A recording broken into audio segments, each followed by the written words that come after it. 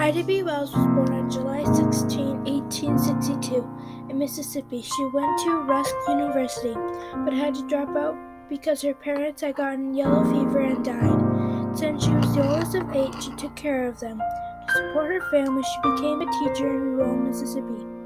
Soon she became an editor of the black newspaper called the Memphis Free Speech. In 1892, she became a part owner through the paper. She joined in campaigns against the practice of lynching. On May 27, 1882, the paper's offices were destroyed by an angry mob. 1893 to 1894, Ida B. Wells travels to Europe speaking about lynching in the American South. In 1895, she married Chicago's conservative editor Ferdinand Lee Barrett. That same year, Barrett published her first pamphlet against lynching, A Red Record.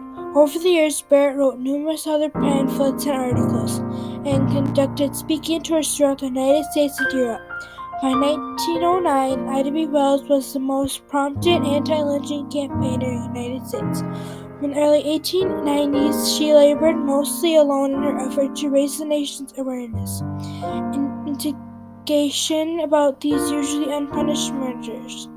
In 1909, however, she gained a powerful ally, the newly formed National Association of Advancement for Colored People, NAACP.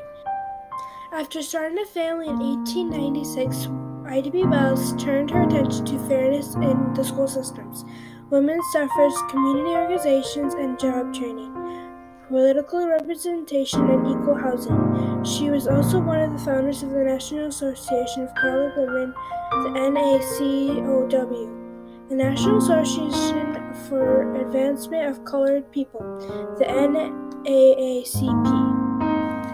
From 1884 to 1891, Wells-Barrett taught in Memphis City schools.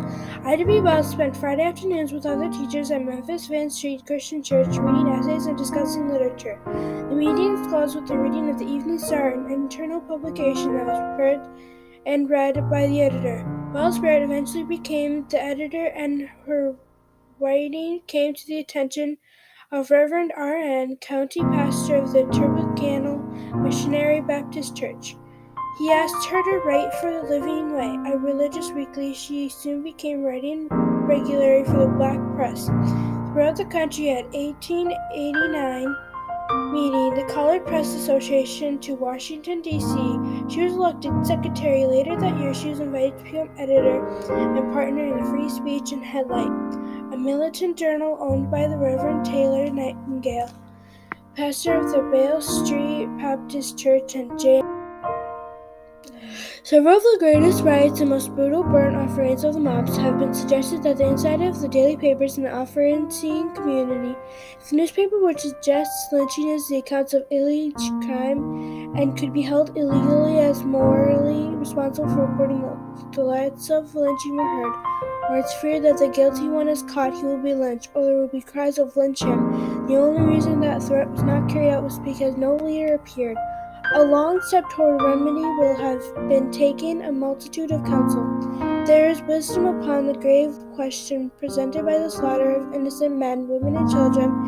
There should be an honest, courageous time when lynching appears to be sectional. But how is this nation, a blight upon our nation, mocking our laws and disgracing our Christianity?